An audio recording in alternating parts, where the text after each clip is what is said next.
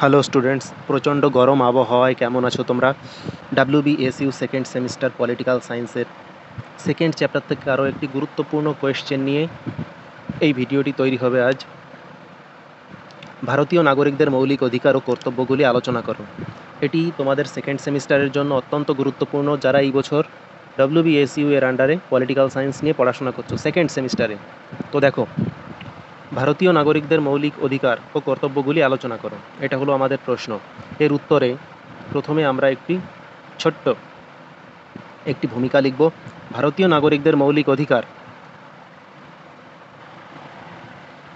ভারতীয় সংবিধানের তৃতীয় অংশে 12 থেকে 35 নং ধারার মধ্যে আছে, এবং আর একটা আছে 226 নং ধারা। নাগরিকদের মৌলিক অধিকারগুলি বর্ণিত হয়েছে। এই অধিকারগুলি রাষ্ট্রের বিরুদ্ধে রক্ষাকবচ হিসাবে কাজ করে এবং ব্যক্তির স্বাধীনতা ও মর্যাদা রক্ষা করে। নিচে ভারতীয় নাগরিকদের প্রধান মৌলিক অধিকার এবং কর্তব্যগুলি আলোচনা করা হলো। তো প্রথমে আমরা আলোচনা করব সংবিধানে মৌলিক অধিকারগুলি নিয়ে, তারপর কর্তব্যগুলি নিয়ে। তো 1 নাম্বার দেখো, এটা এইভাবে সিকোয়েন্সিয়ালি মনে রাখবে: সাম্য, স্বাধীনতা, শোষণ। 14 থেকে 18 নম্বর ধারায় হচ্ছে সাম্যের অধিকার। আইনের চোখে সকলে সমান এবং জাতি, ধর্ম, লিঙ্গ, জন্মস্থান বা বংশের ভিত্তিতে, এখানে জাতি, ধর্ম, বর্ণ দেয়, ওই বর্ণটাই হচ্ছে বংশের ভিত্তিতে, কোনো বৈষম্য করা যাবে না, অর্থাৎ সবাইকে সমান নজরে দেখতে হবে। সরকারি চাকরিতে সুযোগের সমতা ও অস্পৃশ্যতা দূরীকরণ এই অধিকারের অন্তর্ভুক্ত। 2 নম্বর পয়েন্টে দেখো স্বাধীনতার অধিকার। 19, 20, 21, 22 অর্থাৎ 19 থেকে 22 নং ধারায়, সংবিধানের 19 থেকে 22 নং ধারায় এই স্বাধীনতার অধিকার বর্ণিত আছে, মানে বর্ণনা করা আছে। এই অধিকারের অধীনে বাক স্বাধীনতা ও মত প্রকাশের স্বাধীনতা, শান্তিপূর্ণ ও নিরস্ত্রভাবে সমাবেশের স্বাধীনতা, সমিতি বা সংঘ গঠনের স্বাধীনতা, ভারতের সর্বত্র অবাধে চলাফেরার স্বাধীনতা, ভারতের যে কোনো অংশে বসবাস ও বসতি স্থাপনের স্বাধীনতা এবং যে কোনো পেশা অবলম্বন, বৃত্তি বা ব্যবসা করার স্বাধীনতা অন্তর্ভুক্ত। তবে এই স্বাধীনতাগুলি কিছু যুক্তিসঙ্গত সীমাবদ্ধতাও রয়েছে। তাহলে দেখো, এই স্বাধীনতার অধিকার তোমরা এটা পয়েন্ট করে লিখতে পারো। 1 নাম্বার লিখবে বাক স্বাধীনতা ও মত প্রকাশের স্বাধীনতা, 2 নাম্বার শান্তিপূর্ণ নিরস্ত্রভাবে সমাবেশের স্বাধীনতা, 3 নাম্বার সমিতি ও সংঘ গঠনের স্বাধীনতা, 4 নাম্বার ভারতের সর্বত্র অবাধে চলাফেরার স্বাধীনতা, 5 ভারতের যে কোনো অংশে বসবাস ও বসতি স্থাপনের স্বাধীনতা এবং যে কোনো পেশা অবলম্বন, বৃত্তি বা ব্যবসা করার স্বাধীনতা, আর যে কোনো স্থানে বসতি স্থাপনের স্বাধীনতা। এটা আর তোমার এই পেশা বা বৃত্তি অবলম্বন কিছু কিছু ক্ষেত্রে রেস্ট্রিক্টেড করে রাষ্ট্র, সেটা বিশেষ যদি কোনো রেস্ট্রিক্টেড এরিয়া না হয় তাহলে এটা করে না সাধারণত, এবং সময়ের উপর ডিপেন্ড করে। 3 নাম্বার কী আছে দেখো, শোষণের বিরুদ্ধে অধিকার। ধারা আছে 23 থেকে 24 নং ধারা। এই অধিকারের অধীনে মানুষ কেনাবেচা, ব্যাগার খাটানো, এখানে ব্যাগার খাটা আছে, ব্যাগার খাটানো এবং 14 বছরের কম বয়সের শিশুদের কারখানা, খনি বা অন্য কোনো বিপজ্জনক কাজে নিযুক্ত করা বা নিয়োগ করা নিষিদ্ধ। শোষণের অধিকারটা দেখলে। এবার 4 নাম্বার দেখো, ধর্মের স্বাধীনতার অধিকার বা ধর্মীয় স্বাধীনতার অধিকার। এটা 25, 26, 27, 28, মানে 25 থেকে 28 নং ধারা। প্রত্যেক নাগরিককে নিজস্ব ধর্ম পালন, প্রচার ও প্রসারের স্বাধীনতা দেওয়া হয়েছে। রাষ্ট্র কোনো বিশেষ ধর্মকে পৃষ্ঠপোষকতা করবে না। তোমরা খেয়াল করে দেখবে অন্যান্য দেশে বাইবেল, গীতা বা মুসলিমদের যেটা ধর্মগ্রন্থ আছে, কোরআন, এসব পড়াশোনার তোমার শ্রেণীকক্ষে যেসব একাডেমিক এডুকেশন আছে তার মধ্যে থাকে। বিশেষ করে বাংলাদেশের যে শিক্ষা ব্যবস্থা আছে সেখানে সব ধরনের ধর্মীয় একটা বই থাকে, কিন্তু ভারতের যে পড়াশোনার সিস্টেম আছে অর্থাৎ একাডেমিক শিক্ষা, এর মধ্যে কিন্তু কোনো ধর্মীয় শিক্ষা দেওয়া হয় না, এবং আলাদাভাবে দেওয়া হয় কোথায়? মাদ্রাসায়, বা হিন্দুরা যেটাকে টোল স্থাপন করে, টোল পদ্ধতিতে। এইরকম ধর্মীয় স্বাধীনতা দেওয়া, তোমার ধর্মীয় স্বাধীনতা বলতে ধর্মীয় শিক্ষা দেওয়া হয়। রাষ্ট্র কোনো বিশেষ ধর্মকে পৃষ্ঠপোষকতা করবে না এবং কোনো ধর্মীয় শিক্ষা প্রতিষ্ঠানে ধর্মীয় নির্দেশ বাধ্যতামূলক করা যাবে না, মানে এটা তোমাকে করতেই হবে, এটা বাধ্যতামূলক করা যাবে না, অর্থাৎ যার যার ইচ্ছা অনুযায়ী সবাই নিজ নিজ ধর্ম পালন করবে। 5 নাম্বার দেখো, সংস্কৃতি ও শিক্ষা বিষয়ক অধিকার। এটা আছে 29 এবং 30 নং ধারায়। সংখ্যালঘু সম্প্রদায়গুলিকে নিজস্ব ভাষা, লিপি ও সংস্কৃতি রক্ষার অধিকার দেওয়া হয়েছে। তাছাড়া তারা নিজেদের পছন্দসই শিক্ষা প্রতিষ্ঠান স্থাপন ও পরিচালনা করতে পারে। তো 5 নাম্বার গেল। এবার দেখো 6 নাম্বারে কী আছে, সাংবিধানিক প্রতিবিধান বা সাংবিধানিক প্রতিকারের অধিকার। ওই উপরে আমরা যে 5টা অধিকার পড়লাম, সেই 5টা অধিকার যদি কোনো কারণে খর্ব হয়, সেটা রাষ্ট্র হতে পারে বা কোনো ব্যক্তি হতে পারে বা কোনো প্রতিষ্ঠান হতে পারে, যেই হোক না কেন, এই অধিকারগুলিকে খর্ব করলে তার বিরুদ্ধে যে ধারায় আইনি ব্যবস্থা নেওয়া যেতে পারে। 1 নাম্বার আছে দেখো 32 নং আর 226 নং ধারা। এই অধিকারটি অন্যান্য মৌলিক অধিকারগুলির রক্ষাকবচ হিসাবে কাজ করে।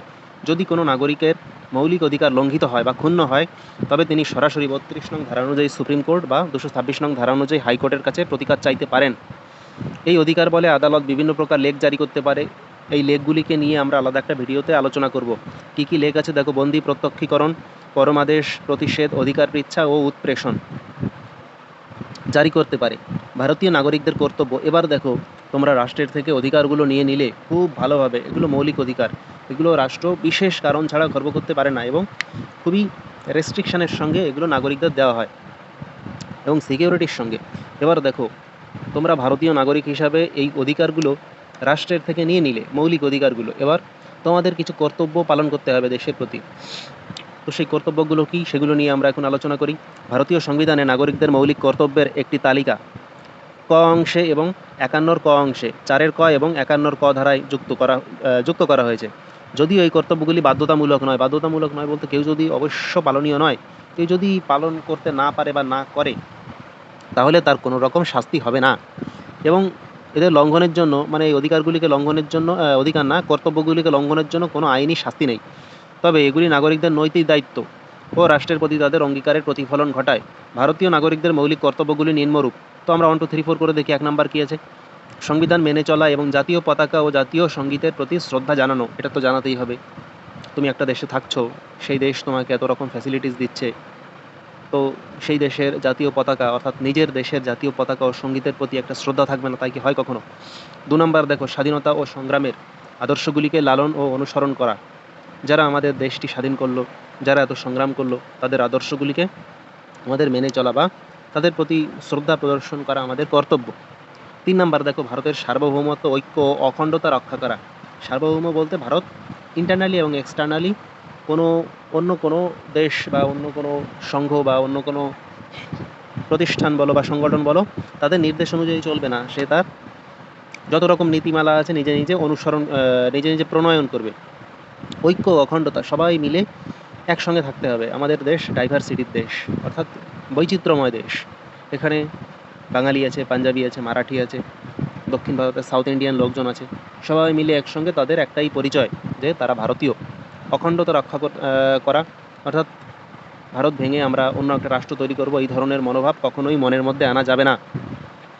তাহলে তার শাস্তি হতে পারে। যদিও এটা মৌলিক কর্তব্যের ভিতর যখন ধরা হয়, তখন শাস্তির কোনো বিধান নেই, কিন্তু এটা উচিত না। দেশ রক্ষা করা এবং জাতীয় প্রয়োজনে আহ্বান জানালে সাড়া দেওয়া দেশের কাজে তো আসতেই হবে।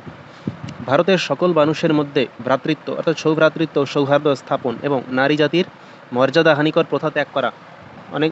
যে ধরনের প্রথাগুলো অনেক আগে প্রচলিত ছিল, যেমন সতীদাহ প্রথা, বাল্যবিবাহ, এই ধরনের যে কাজগুলো আছে, এগুলো করা যাবে না। আমাদের মিশ্র সংস্কৃতির ঐতিহ্যকে মূল্যবান জ্ঞান করা ও রক্ষা করা। ভারত বহুজাতির দেশ, বহু জাতি এবং বহু সম্প্রদায়ের মানুষ এখানে থাকে, তাদের আলাদা আলাদা সংস্কৃতি আছে। আমার সংস্কৃতি যেমন আমার কাছে মূল্যবান, তাদের সংস্কৃতিও তাদের কাছে মূল্যবান। অর্থাৎ প্রত্যেকটি সংস্কৃতিকে আমাদের মূল্যায়ন করতে হবে, মানে মূল্যবান জ্ঞান করতে হবে। 7 নম্বর কী আছে দেখো, বন, হ্রদ, নদী ও বন্যপ্রাণী সহ প্রাকৃতিক পরিবেশ রক্ষা ও উন্নত করা। এগুলো আমাদের জীবনের সঙ্গে ওতপ্রোতভাবে জড়িত, এগুলোর উপর আমাদের খেয়াল রাখতে হবে। বন, গাছপালা কাটা যাবে না, বনকে সংকুচিত করা যাবে না। হ্রদ, সেটাকে ভরে আমরা কিছু একটা করে ফেললাম, ভরাট করা যাবে না। নদী যেভাবে প্রবাহিত হচ্ছে প্রবাহিত হতে দিতে হবে। বন্যপ্রাণীকে এমনভাবে আমরা ধ্বংস করব না যাতে সেটা বিলুপ্ত হয়ে যায়। তারপর জীবজন্তুদের প্রতি সহানুভূতি দেখানো, এটা হয়ে গেল 8 নাম্বার। দেখো, বৈজ্ঞানিক দৃষ্টিভঙ্গি, মানবতাবাদ এবং জ্ঞানার্জন ও সংস্কারের স্পৃহা গড়ে তোলা। এবার দেখো, বিজ্ঞান ছাড়া কোনো দেশ সামনের দিকে এগোতে পারে না। মানবতাবাদ, প্রত্যেকের মধ্যে অন্য মানুষের প্রতি যে একটা মমত্ববোধ, সেটাই মানবতা। এবং জ্ঞানার্জন, তোমার নিজেকে জ্ঞান অর্জন করতে হবে এবং সেই জ্ঞান অন্যের সঙ্গে শেয়ার করতে হবে, মানে ভাগাভাগি করে নিতে হবে, তাহলেই দেশ আগে সামনের দিকে এগোবে। 9 নম্বর কী লিখেছে দেখো, সরকারি সম্পত্তি রক্ষা করা এবং হিংসা পরিহার করা। তোমরা বিভিন্ন সময় দেখেছো আন্দোলন করে, সেই আন্দোলনের সময় দেশের যে সমস্ত পাবলিক প্রপার্টি আছে, অর্থাৎ সরকারি সম্পত্তি, সেগুলোর উপর কিন্তু কোনো ক্ষতি করা যাবে না। এবং যে কোনো মূল্যে। এগুলো কিন্তু সরকারের নয়, সরকারি সম্পত্তি, এগুলো পাবলিকের। গভর্নমেন্ট প্রপার্টি না বলে এই জন্যে এই সরকারি সম্পত্তিকে পাবলিক প্রপার্টি বলা হয়। 10 নাম্বার দেখো, ব্যক্তিগত সমষ্টিগত কাজকর্মের সকল ক্ষেত্রে উৎকর্ষ সাধনের জন্য সচেষ্ট হওয়া, যাতে জাতি সর্বদা উন্নতির দিকে অগ্রসর হয়। তারপর দেখো 11 নাম্বার, এই 11 নাম্বারটা আগে ছিল না, পরে এটাকে যুক্ত করা হয়েছে। পিতামাতা বা অভিভাবকদের তাদের 6 থেকে 14 বছর বয়সী সন্তানদের শিক্ষার সুযোগ প্রদান করা। অর্থাৎ 6 থেকে 14 বছর বয়সী প্রত্যেকটি সন্তানকে কী করতে হবে, প্রাথমিক হোক বা হাই স্কুল হোক, এই ধরনের শিক্ষা প্রতিষ্ঠানে, সরকারি শিক্ষা প্রতিষ্ঠানে বা বেসরকারি সবাই এফোর্ড করতে পারে না যদিও, তো সরকারি শিক্ষা প্রতিষ্ঠানে তাদের পাঠাতে হবে। আর বর্তমানে তোমরা জানো যে সরকার এই শিক্ষার দিকে প্রচুর পরিমাণে নজর দিচ্ছে, শিক্ষা খাতে প্রচুর টাকা খরচ করছে। সুতরাং আমাদের এটা 100% সিকিওর করতে হবে যে একটা ছেলে বা একটা মেয়েও যাতে অশিক্ষিত না থাকে। মৌলিক অধিকার ও কর্তব্যগুলি একটি রাষ্ট্রের নাগরিক জীবনের অবিচ্ছেদ্য অংশ। এটা হচ্ছে আমাদের উপসংহার। এইটুকু উপসংহার লিখে আমরা প্রশ্নটি শেষ করব। মৌলিক অধিকার ও কর্তব্যগুলি একটি রাষ্ট্রের নাগরিক জীবনের অবিচ্ছেদ্য অংশ। অধিকারগুলি যেখানে নাগরিকদের স্বাধীনতা ও বিকাশের সুযোগ করে দেয়, কর্তব্যগুলি সেখানে রাষ্ট্র ও সমাজের প্রতি তাদের দায়িত্ববোধ জাগ্রত করে, একটি সুশৃঙ্খল ও প্রগতিশীল জাতি গঠনে সহায়ক ভূমিকা পালন করে। তাহলে হয়ে গেল আমাদের মৌলিক অধিকার এবং কর্তব্যগুলি। এই প্রশ্নটি তোমাদের খুবই গুরুত্বপূর্ণ। ভিডিওটি পজ করে করে তোমরা প্রশ্নটি তোমাদের নোট খাতায় টুকে নাও। সেকেন্ড সেমিস্টারের জন্য এবার এটা অত্যন্ত গুরুত্বপূর্ণ। তো মন দিয়ে পড়াশোনা করো। সবাইকে বেস্ট অফ লাক। আর গরমে নিজেদের খেয়াল রেখো।